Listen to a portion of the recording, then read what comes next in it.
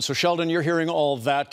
These wounds are deep. This is as I said, the details of the drama will help with acceptance of this whole situation, but understanding of it and where we go from here. I'd love to hear your thought on that.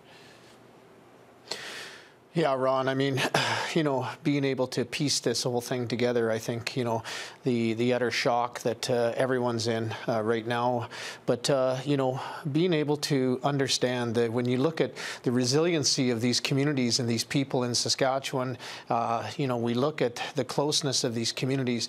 I think we have to bring hope. We've got to bring a feeling of hope. And I think, when, if we go back to the 1986 bus crash, I mean, there's many guys and there's many people and there's in that whole community that have found a way to get through this that horrific event. And I think when we look at and we listen to the individuals that are struggling right now and they're in that dark place, I think that we need to be able to give them hope that there is a way to find that piece of that strength and that piece of light that they may need right now. Because I can tell you that the place that they are at emotionally right now, we know the impact of trauma. We know the impact of these types of events. The impact is real and it's significant and it's long-lasting. Lisa Culp was a 21-year-old who was driving in her car back from the interior of BC back in 1986. On the day, her vehicle was right in behind the bus when it crashed, the Swift Current Broncos bus. She got out. She held the hand of Trent Cressy, who perished, one of 4 Broncos who died that day.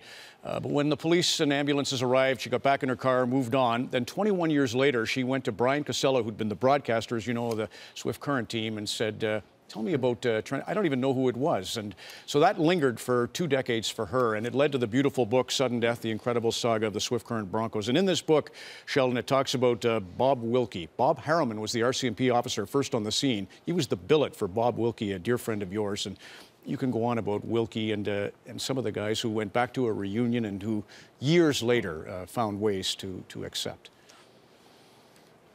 Well, that's right, Ron. I mean, really, being young kids, we didn't understand the magnitude and the depth of the impact that this would have on our lives. And 25 years later, from the bus accident, there was a reunion, and Lisa was there, and Brian Costello, who I've been chatting with today, Bob Wilkie, Peter Soberlach. I mean, the whole team showed up, and you can see a little bit of the picture of the memorial there, and I think that what that did was it gave people an opportunity to have those conversations, to be able to discuss the way they felt and how it impacted them, because we know that these types of events impact people differently. They impact people at different times. But also, I think the biggest piece with all of that is, like, people were able to talk about what they did to get through this. And I think that that's the biggest thing, because sometimes we're stuck in that place and we don't know how to get out of it. And I think, that reunion at 25 years, it gave a lot of hope to a lot of people, and a lot of healing came from that, Ron.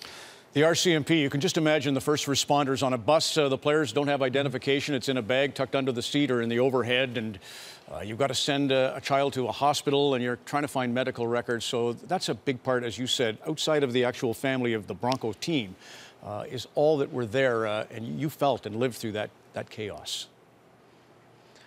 We did, and I've been asked a lot today about what was my thoughts of the day, and I mean, my thoughts have been with the everybody that's been impacted in Humboldt and around that, and and a piece of that is that first responders. And I ran into a young police officer, well, I guess a police officer in Cornwall, Ontario, and I was off doing some work down there, and she came up to me and she says, "You won't remember me, Sheldon, but," she says, "I was a young 22-year-old RCMP officer that was one of the responders to that bus crash in Swift Current." And she says, "I'll never forget that day."